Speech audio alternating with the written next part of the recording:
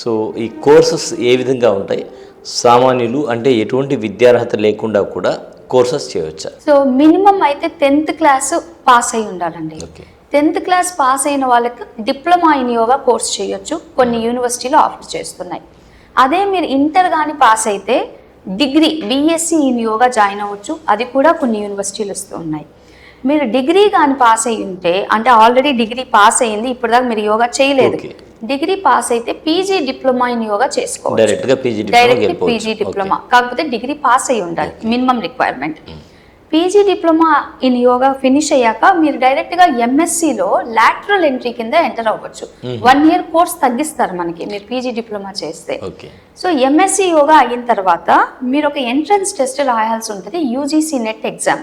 UGC నెట్లో మీరు yoga discipline select చేసుకొని ఎంట్రన్స్ ఎగ్జామ్ పాస్ అయితే పిహెచ్డి ఏదో ఒక యూనివర్సిటీలో అడ్మిషన్ దొరుకుతుంది. మళ్ళీ ఇక్కడ 2 ఉన్నాయండి.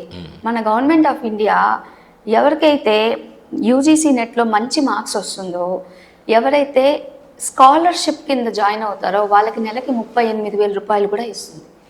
అది యోగాలో అయినా వేరే, అంటే చాలా మందికి తెలియని విషయము, యోగా అనే కాదు, మీరు ఏ డిసిప్లిన్ ఎంచుకున్నా, అది సైన్స్, బయాలజికల్ సైన్స్ అవ్వండి, జూలాజికల్ సైన్స్ అవ్వండి, వాటికి ఎలా డబ్బులు ఇస్తున్నారో స్కాలర్షిప్గా, if you are joining PhD also in yoga, especially in yoga discipline, then also you will get. అప్పుడు కూడా మీకు 38,000 రూపాయలు స్టైఫండ్గా ఇస్తుంది.